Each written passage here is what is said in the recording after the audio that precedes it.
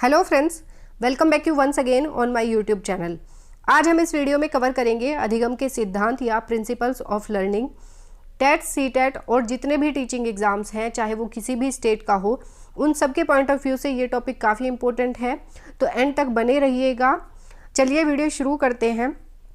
आज हम इस वीडियो में दो व्यवहारवादी मनोवैज्ञानिकों E.L. थॉर्नडाइक और B.F. स्किनर के सिद्धांत की बात करेंगे। व्यवहारवादी मनोवैज्ञानिकों में और भी मनोवैज्ञानिक आते हैं, जैसे पावलोव और हल। उन्हें हम नेक्स्ट वीडियो में कवर करेंगे। सबसे पहले देख लेते हैं थॉर्नडाइक का सिद्धांत, त्रुटि एवं प्रयास का सिद्धांत या ट्रायल एंड एरर थ्योरी। इनका पूरा नाम था E.L. थॉर्नडाइक या एडवर्ड ली थॉर्नडाइक।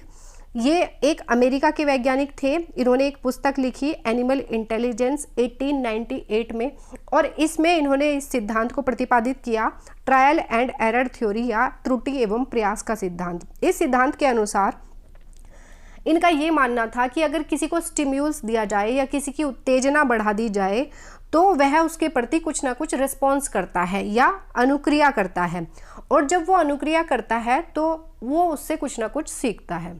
देखिए, आपने जैसे घरों में भी देखा होगा कि जब बच्चे से होमवर्क कराना होता है तो बच्चे की मम्मियाँ बोलती हैं कि आपको चॉकलेट मिलेगी अगर आप ये होमवर्क कर लोगे, तो बच्चा जल्दी जल्दी से काम कर लेता है। तो जो चॉकलेट है वो बच्चे के लिए स्टिम्यूल्स का काम कर रही है, और जब वो होमवर्क करता है तो वो क्या कर रहा है, रिस्पॉन्स कर रहा है। तो स्टिम्यूल्स और रिस्पॉन्स का डिफरेंस आपको पता चल गया होगा। देखिए, जब बच्चा काम करेगा तो वो कुछ ना कुछ उससे ज़रूर सीखेगा। तो इनका यही मानना है कि जब किसी को स्टिम्यूल्स दिया जाए और उसके प्रति वो अनुक्रिया करता है या रिस्पॉन्स करता है तो वो उससे कुछ ना कुछ सीखता है, राइट। अब इस थ्योरी को प्रूव करने के लिए E.L. थॉर्नडाइक ने कुछ एक्सपेरिमेंट्स किए थे, जिसमें से एक इम्पॉर्टेंट है, काफ़ी फेमस जो एक्सपेरिमेंट है वो है बिल्ली वाला एक्सपेरिमेंट। इन्होंने बिल्ली पर एक्सपेरिमेंट किया। इन्होंने एक भूखी बिल्ली को एक पिंजरे में बंद किया और बाहर उसको प्लेट में एक मछली रखी जो कि बिल्ली उसको देख सकती थी। देखिए, इस पिंजरे में एक लीवर लगा था ताकि इसको प्रेस करें, अगर इसको प्रेस किया जाए तो ये जो गेट है इसका ये खुल जाता था। तो भूखी बिल्ली को ये मछली दिखती है बाहर से, तो ये बाहर निकलने की कोशिश करती है, ये हाथ पैर मारती है, इधर उधर घूमती है, लेकिन इससे नहीं निकला जाता। ये फिर से प्रयास करती है, बार बार अनुक्रिया करती है इसको खाने को देख करके। तो क्या होता है कि इसका जो पंजा है एक बार इस लीवर पे लग जाता है, और लीवर जैसे ही प्रेस होता है तो ये जो डोर है इसका ये खुल जाता है और बिल्ली बाहर आती है और मछली को खा लेती है। तो देखिए, इसने क्या किया कि इसने ये जो खाना है या मछली है ये स्टिम्यूल्स का काम कर रही है बिल्ली के लिए, और जब बिल्ली जो काम कर रही है, प्रयास कर रही है या अनुक्रिया कर रही है, ये है कि वो रिस्पॉन्स कर रही है। रिस्पॉन्स कर रही है, वो बार बार गलती भी कर रही है, कभी इधर पैर मार रही है, कभी इधर पैर मार रही है, किंतु गलती से उसका पैर लीवर पे लग रहा है। तो गलती से इसने क्या करा, सीख लिया उस चीज़ से कि अगर इस लीवर को मैं दबाऊं तो इसका गेट खुल जाएगा और मैं बाहर आ सकती हूँ। तो मतलब ये हुआ त्रुटि एवं प्रयास का सिद्धांत। ये E.L. थॉर्नडाइक ने एक्सपेरिमेंट किया था। याद रखेंगे, जो खाना है ये किसका काम कर रहा है, स्टिम्यूल्स का, और जो बिल्ली काम कर रही है, प्रयास कर रही है, वो है उसका रिस्पॉन्स। याद रखेंगे। तो इस सिद्धांत के अनुसार जब हम प्रयास करेंगे तो हम कुछ त्रुटियां भी करेंगे और अंत में हम कुछ ना कुछ सीख जाएंगे और अपने लक्ष्य तक पहुंच जाएंगे। जैसे इस एक्सपेरिमेंट में बिल्ली ने जब प्रयास किया तो उसने कुछ गलतियां भी करी, कभी इधर पैर मारा, कभी इधर पैर मारा, लेकिन अंत में वो कुछ ना कुछ सीख गई। वो उसने सीख लिया कि अगर मैं इस लीवर को प्रेस करूँगी तो मैं बाहर आ सकती हूँ, इसका गेट खुल जाएगा, और वो अपने लक्ष्य तक पहुँच गई। तो याद रखेंगे, ये था एक्सपेरिमेंट E.L. थॉर्नडाइक का। अब आगे देख लेते हैं। थॉर्नडाइक ने दो प्रकार के नियम बताए, जिसमें प्राथमिक नियम और द्वितीयक नियम थे। अब प्राथमिक नियम 3 प्रकार के हैं और जो द्वितीयक नियम हैं वो 5 प्रकार के हैं। एक एक करके देख लेते हैं। सबसे पहला है अभ्यास का नियम, लॉ ऑफ एक्सरसाइज। इस नियम के अनुसार जिस काम का हम जितना ज़्यादा अभ्यास करेंगे उसे हम उतना ही ज़्यादा सीखेंगे। देखिए, अभ्यास का नियम क्या कहता है कि अगर किसी भी काम को हम जितनी ज़्यादा उसकी प्रैक्टिस करेंगे उतना ही ज़्यादा हम उसको सीखेंगे। जैसे कि मैथ्स में हम करते हैं, मैथ्स की हम जितनी ज़्यादा प्रैक्टिस करते हैं उसको हम उतना ही ज़्यादा सीखते जाते हैं। तो ये कौन सा नियम है, अभ्यास का नियम या लॉ ऑफ एक्सरसाइज। नेक्स्ट देख लेते हैं कौन सा है। सेकेंड है तत्परता का नियम या फिर लॉ ऑफ रेडीनेस। इसका मतलब है किसी काम को करने के लिए हम जितने तत्पर रहेंगे उसको उतना ही जल्दी सीखेंगे। देखिए, तत्परता का मतलब है कि कोई एक बच्चा है किसी काम को बहुत इंटरेस्ट से कर रहा है और एक बच्चा है किसी काम को इंटरेस्ट से नहीं कर रहा है। तो जो बच्चा जिस काम को जितने इंटरेस्ट के साथ सीखता है या जितनी तत्परता के साथ सीखता है कि मुझे ये करना है, मुझे ये सीखना है, तो वो उस काम को उतनी ही जल्दी सीखता है।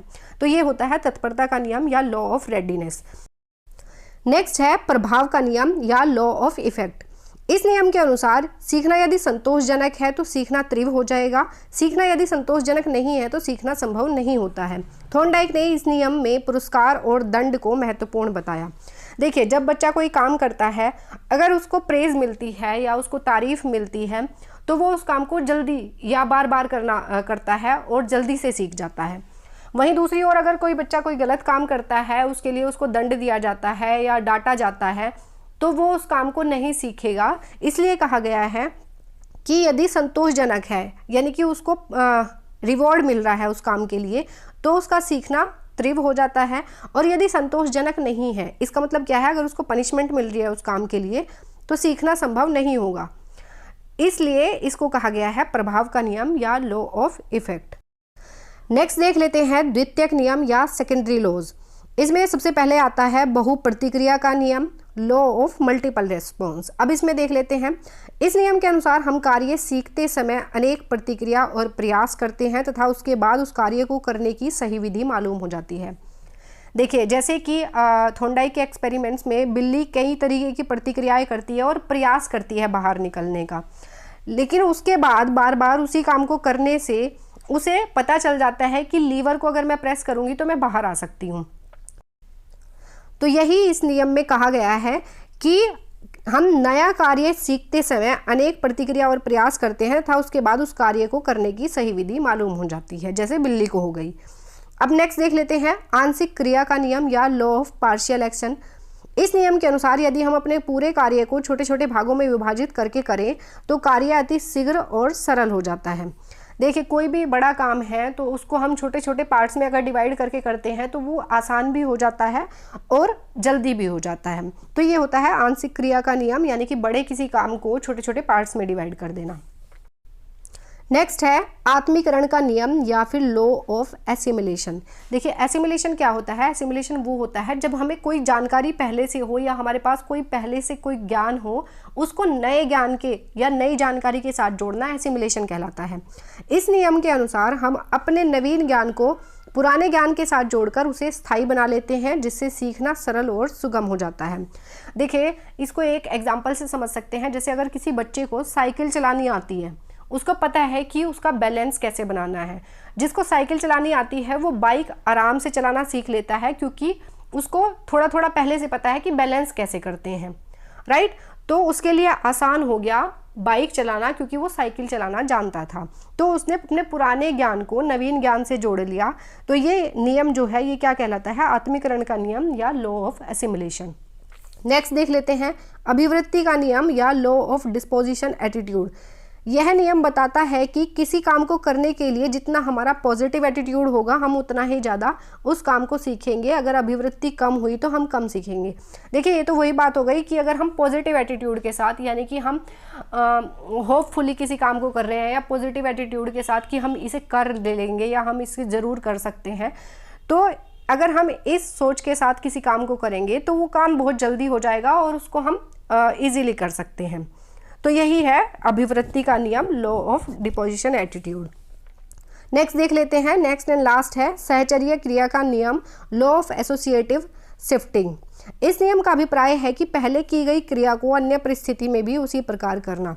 देखिए, जैसे कोई काम हमने पहले सीख लिया है या कोई क्रिया हम पहले कर चुके हैं, तो उसको हम किसी अन्य परिस्थिति में भी उसी प्रकार से करेंगे जैसे हम पहले कर चुके हैं। तो ये होता है सहचर्य क्रिया का नियम या law of associative shifting. Next हमारे व्यवहारवादी मनोवैज्ञानिक हैं बीएफ स्किनर। इन्होंने दिया था क्रिया प्रसूत अनुबंधन का सिद्धांत या ऑपरेंट कंडीशनिंग थ्योरी। याद रखेंगे कि ऑपरेंट कंडीशनिंग थ्योरी किसने दी थी? बीएफ स्किनर ने। और ये कहाँ के वैज्ञानिक थे? अमेरिका के वैज्ञानिक थे। हार्वर्ड यूनिवर्सिटी के प्रोफेसर थे बीएफ स्किनर। इन्होंने दिया ऑपरेंट कंडीशनिंग थ्योरी या क्रिया प्रसूत अनुबंधन का सिद्धांत। देखिए जो बीएफ स्किनर है इन्होंने सबसे ज़्यादा रिस्पॉन्स पर जोर दिया, यानी कि अनुक्रिया करने पर जोर दिया। इन्होंने भी कुछ एक्सपेरिमेंट्स किए, पहले इन्होंने चूहे पर किया, फिर कबूतर पर भी किया, लेकिन जो फेमस है वो चूहे पर है, तो उसको हम देख लेते हैं। देखिए इन्होंने क्या किया कि एक पिंजरे में जो है चूहे को बंद किया, और ये इसमें भी क्या था, एक लीवर लगा था जिसको प्रेस करने से ये इसका जो ड्रॉअर है वो खुल जाता था, और अगर ये बाहर आता था चूहा तो इसको खाना मिलता था, किंतु ये उसको देख नहीं पाता था, ये खाना उसको बाद में मिलता था, यानी कि स्टिम्यूल्स इसको बाद में मिलता था और ये जो रिस्पॉन्स है ये पहले करता था। तो ये एक्सपेरिमेंट्स था बीएफ स्किनर का। अब देख लेते हैं, इस प्रयोग से निष्कर्ष निकलता है कि पहले अनुक्रिया या रिस्पॉन्स होती है, जैसे चूहे ने बाहर निकलने के लिए रिस्पॉन्स किया, बाद में उद्दीपन या स्टिम्यूल्स मिलता है, यानी कि बाद में उसको खाना मिलता है। जैसे जैसे पुनर्बलन मिलता है वैसे वैसे अनुक्रिया और लक्ष्य तक पहुंचने की प्रक्रिया में तीव्रता आती है, यानी कि जैसे जैसे पुनर्बलन मतलब ये जो खाना मिल रहा है उसको ये पुनर्बलन का काम कर रहा है, तो जैसे जैसे पुनर्बलन मिलता है वैसे वैसे जो अनुक्रिया है उसको करने की और लक्ष्य तक पहुंचने की जो प्रक्रिया है वो तीव्र हो जाती है। सीखने की प्रक्रिया में पुनर्बलन यानी कि रीइंफोर्समेंट का विशेष महत्व है, याद रखिएगा, काफ़ी इंपॉर्टेंट है। इन्होंने पुनर्बलन पर काफ़ी जोर दिया और इन्होंने कहा कि जो पुनर्बलन है या रीइंफोर्समेंट है इसका विशेष महत्व है सीखने की प्रक्रिया में, याद रखेंगे। अब देख लेते हैं पुनर्बलन या रीइंफोर्समेंट होता क्या है। जिस उद्दीपक या स्टिम्यूल्स को देने से अनुक्रिया या रिस्पॉन्स करने की संभावना बढ़ जाती है पुनर्बलन कहलाता है। देखिए जैसे चूहे ने किया, चूहा अगर बाहर आता था तो उसको खाना मिलता था, तो खाना किसका काम कर रहा है, रीइंफोर्समेंट का काम कर रहा है। अब चूहे को पता है कि अगर मैं अनुक्रिया करूंगा या रिस्पॉन्स करूंगा तो मैं बाहर निकल सकता हूं और बाहर निकलूंगा तो मुझे खाना मिलेगा, तो खाने ने क्या किया, रीइंफोर्समेंट का काम किया, जिससे उसकी अनुक्रिया बढ़ गई। तो जिस स्टिम्यूल्स को देने से रिस्पॉन्स करने की संभावना बढ़ जाती है उसे कहा जाता है पुनर्बलन। अब पुनर्बलन या रीइंफोर्समेंट 2 टाइप्स का होता है, एक सकारात्मक पुनर्बलन या पॉजिटिव रीइंफोर्समेंट। ये देखिए रीइंफोर्समेंट होगा, रीइंफोर्समेंट। अब सकारात्मक पुनर्बलन क्या होता है, जैसे जिससे काम करने की जो संभावना है वो बढ़ जाती है। जैसे भोजन हो गया कि तुम ये काम करो तुम्हें भोजन मिलेगा, कपड़े कि तुम ये काम करो तुम्हें गिफ्ट मिलेंगे या कपड़े मिलेंगे, या फिर प्रशंसा या नौकरी, ये आता है किसके अंदर, सकारात्मक पुनर्बलन के अंदर या पॉजिटिव रीइंफोर्समेंट के अंदर। इससे जो रिस्पॉन्स है वो तेजी के साथ होता है, बढ़ जाता है। दूसरा है नकारात्मक पुनर्बलन या नेगेटिव रीइंफोर्समेंट। अब देखिए ये क्या होता है, इसमें आती हैं नेगेटिव चीज़ें, जैसे डांटना, दंड देना या मना करना, किसी चीज़ के लिए मना कर देना, डांट देना, दंड देना, ये किस में आता है, नकारात्मक पुनर्बलन में। इससे जो अनुक्रिया करने की संभावना है वो घट जाती है या कम हो जाती है। अब आगे देख लेते हैं। अब ये तो हमने टाइप्स देखे पुनर्बलन के, अब आती है पुनर्बलन अनुसूची, रीइंफोर्समेंट शेड्यूल। ये भी 2 टाइप्स की होती है, देख लेते हैं कौन कौन सी। सतत पुनर्बलन अनुसूची या कॉन्टिन्यूअस रीइंफोर्समेंट शेड्यूल।